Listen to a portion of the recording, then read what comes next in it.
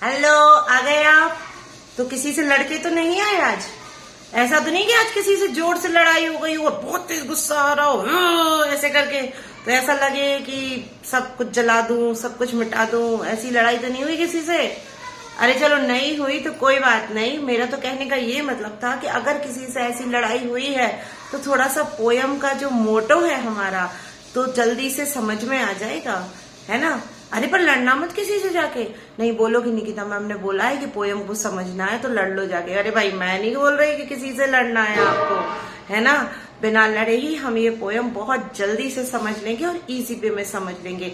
तो उसके लिए पूरा वीडियो देखना है और लास्ट में मैं आपको एक बहुत ही इम्पोर्टेंट चीज बताऊंगी जो आपकी बोर्ड एग्जाम से रिलेटेड होगी।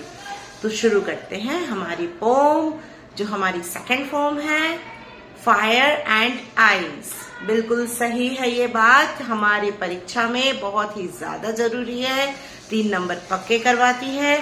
तो ध्यान से सुनिए, ये पोम बेस्ड है गुस्से पर और ठंडे बिहेवियर पर, उदासीन बिहेवियर पर। मतलब फायर एंड आइस, आग और बर्फ। क्या कभी इतना गुस्सा आया है कि ऐसे लगे कि सारी दुनिया जला दूं?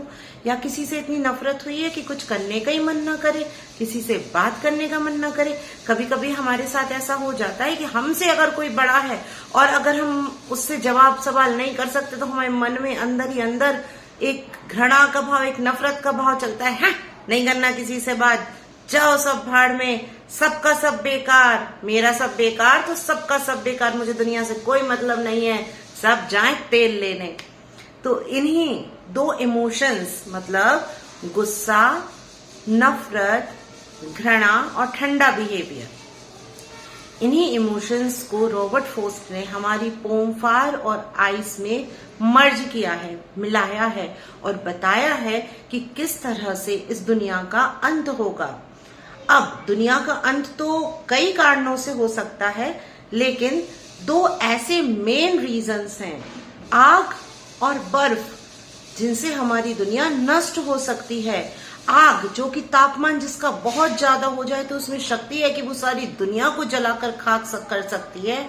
और बर्फ में भी इतनी क्षमता है कि अगर किसी कारण इस दुनिया का नाश दोबारा से हो तो बर्फ में भी उतनी क्षमता है कि वो दुनिया का विनाश कर सकती है। अब बर्फ में क्षमता कैसे है और आग में क्षमता कैसे है, ये मैं पोएम में आगे बताऊंगी।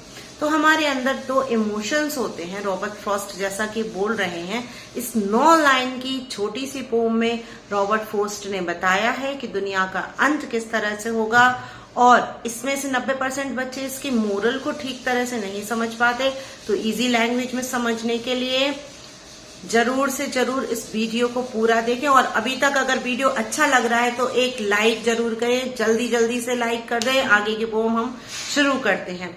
तो हमारी पोम शुरू होती है फायर एंड आइस के व्याख्यान से, इसके अर्थ को समझने से, कि कभी कहता है कि ये दुनिया 2 तरीके से खत्म हो सकती है, फायर से और आइस से। लेकिन फायर में ज्यादा शक्ति है इस दुनिया को खत्म करने की।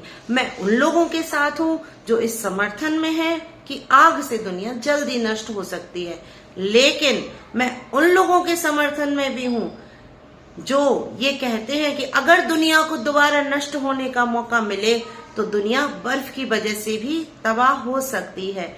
इसका मतलब कि लोगों की जो इच्छाएं हैं वो जो बढ़ती जाती हैं, लालच जब इंसान के मन में बढ़ता जाता है, क्रोध जब इंसान के मन में बढ़ता जाता है, तो वो दुनिया को खत्म होने का एक सिग्नल देता है कि अब जब लोगों के मन में लालच, ईर्ष्या, घृणा, गुस्सा, ये सब तेजी से बढ़ रहा है, तो इसके कारण हमारी दुनिया नष्ट हो सकती है। वहीं दूसरे तरफ आइस क्या प्रतीक करता है?